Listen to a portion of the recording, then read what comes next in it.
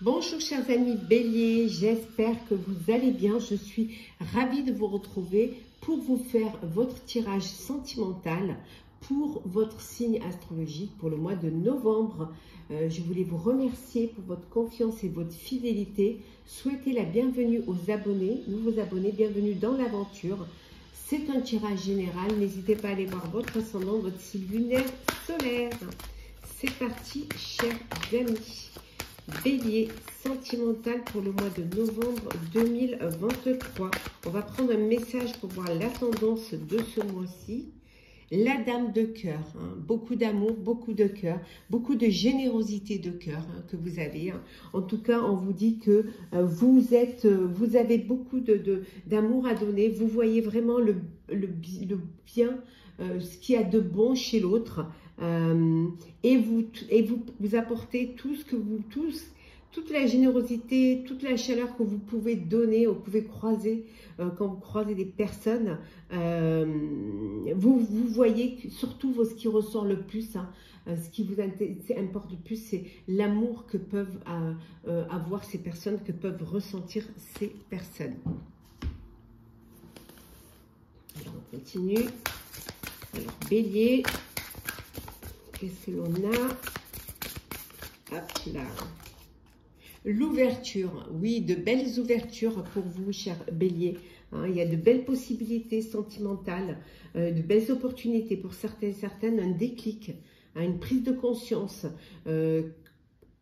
qui va vous permettre de faire le premier pas, de déclarer votre amour à l'autre, ou tout simplement d'avoir envie de changer de vie ou d'aller vers ce qui va vous épanouir le plus. Alors, c'est parti, cher Bélier, sentimental.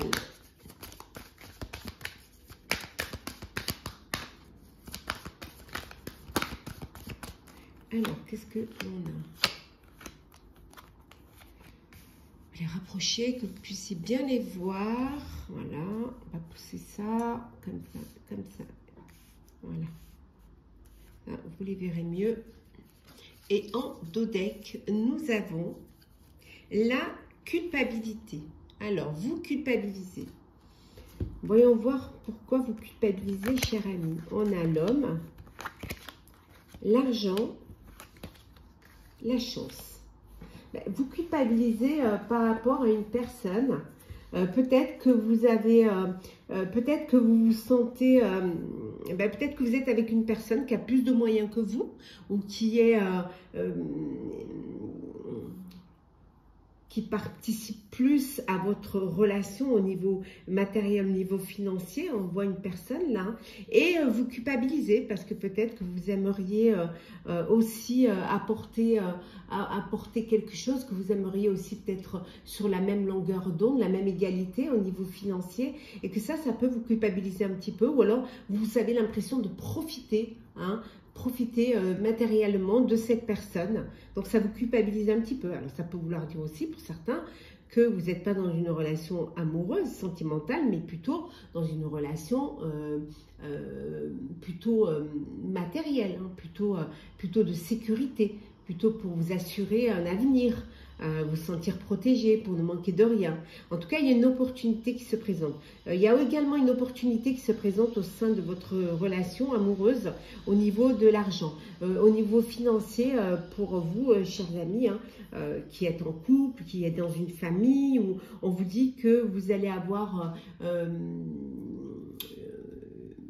une entrée d'argent qui va vous permettre justement peut-être aussi de faire des cadeaux, peut-être de mieux vivre, de vous offrir quelque chose, d'offrir quelque chose à vos proches. Hein.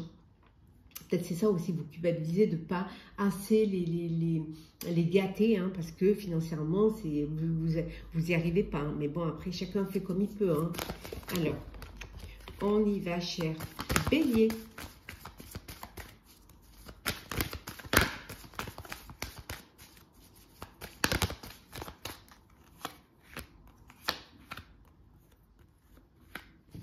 Alors, en deux decks, succès triomphal, chers amis. Le succès est là pour vous. La vérité, le bouleversement, prisonnier de la peur. Oui, vous avez cette peur de manquer. Cette peur de ne pas satisfaire votre famille ou vos proches ou la personne avec qui vous êtes. Vous allez pour certains et certaines apprendre une vérité d'une personne qui va vous bouleverser. Voilà. Cette vérité va vous bouleverser et va vous faire douter, va vous enfermer dans une prison émotionnelle. Et oui, c'est quelque chose qui va vraiment c'est un truc qui s'écroule là, une vérité qui vous bouleverse. Mais bon, on voit que vous allez remonter la pente puisque vous avez quelque chose vous avez une chance là qui vient pour pouvoir sortir de cela et vous retrouver le succès. Oui, il y a un conflit mental là. Mais un conflit mental, alors vous pouvez apprendre quelque chose qui va vous faire de la peine, une tromperie, ou alors même, ça peut être un problème financier aussi, hein, voilà, que vous n'attendiez pas et qui bouleverse tout, qui bouleverse vos projets et qui vous fait peur pour vous, pour vos proches. Bon, attendez, je vais quand même mettre une carte sur cette peur. On va pas rester sur ça. Oui, après les choses vont bouger. Voilà, donc je voulais quand même qu'on ne reste pas sur quelque chose de négatif et qu'on voit un petit peu plus loin ce qui arrive. Alors, on continue. Hop là. Pour vous, chers béliers. Alors, on va prendre celles qui sont tombées. Il y en avait trop. Et voilà. Et en deux decks, nous avons... Oh, il y a une personne qui pense à vous. Eh oui, il y a quelqu'un qui pense à vous. Alors, on a le choix. Le doute. L'addiction. L'amour éphémère. Le message envoyé. Et nous avons l'automne. Oui, bon, ben là, il y a... Là, il y a un choix à faire, il y a une décision à prendre. Vraiment, une décision du cœur à prendre. Hein, parce que vous êtes dans vous êtes peut-être dans une relation de dépendance affective. Vous pouvez être avec une personne qui a une addiction. Et c'est quelque chose qui vous fait douter quant à l'avenir, quant à votre avenir avec cette personne-là. Oui, vous allez vous détacher. Il y a un message que vous envoyez hein, pour vous détacher de cette addiction, de cette manipulation ou de cette dépendance. Hein. Donc, vous envoyez ce message pour justement vous détacher, prendre du recul face à cette relation, même si cette personne pense beaucoup à vous, hein, même si vous, dans le cœur, vous avez des sentiments, mais vous ne pouvez pas rester dans cette dépendance. Donc, il y a ce message qui est envoyé pour mettre un terme à cette relation, ou en tout cas, prendre du recul face à cette relation. Pour d'autres, on vous dit que vous êtes dans une relation, mais que c'est une relation éphémère. C'est quelque chose qui ne va pas durer. C'est vraiment un amour passager, c'est un flirt. Hein. Donc, il y aura peut-être une décision à prendre, ou alors vous laissez, vous laissez les choses... allez quoi, voilà, c'est une période de lâcher prise, hein, donc vous laissez, et puis ça s'arrêtera quand ça devra s'arrêter. Hein. Vous avez peut-être envie de prendre ce recul hein, pour pouvoir comprendre. Tout dépend ce que vous attendez de cette relation, tout dépend ce que comment vous vous projetez dans l'avenir. Hein. Il est évident que si vous avez envie de construire une vie à deux, un foyer, donc c'est un amour passager et qui vous apportera rien.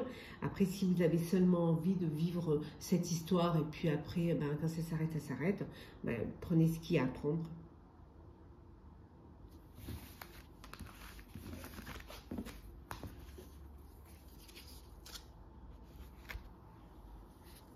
Alors, on va prendre 3 petits messages conseils sentimentaux.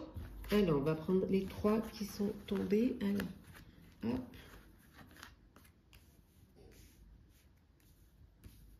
Et en deux decks, nous avons épanouis-toi. Donc, vivez pleinement ce que vous avez à vivre. Épanouissez-vous. Prenez tout ce que la vie vous apporte. Donnez, hein, et vous recevrez. Voilà. Il faut un échange. On vous dit qu'il faut qu'il y ait un échange. Qu'il faut qu'il y ait vraiment comment dire, qu'il y ait un équilibre. Il faut qu'il y ait une réciprocité, hein, dans vos sentiments, dans votre vie amoureuse. Hein. Donc, on vous dit de renforcer les liens pour pouvoir mieux vous épanouir. Alors, prendre l'initiative, refuser d'ouvrir les yeux et le début de la guérison. Voilà. Il faut que vous que vous ayez cette force, hein, que vous preniez l'initiative de guérir, d'avoir envie de guérir pour ceux qui sont dans un chagrin, dans une blessure, hein, pour ceux qui sont aussi dans des doutes, ou alors tout simplement qui sont dans un désert affectif. On vous dit de prendre des initiatives, hein, de donner si vous voulez recevoir. Hein, c'est vraiment d'ouvrir votre cœur si vous voulez que l'amour puisse y rentrer. Pour ceux qui sont voilà, dans un chagrin, on vous dit vraiment de regarder la vérité en face, hein, de ne pas refuser, hein, d'ouvrir les yeux.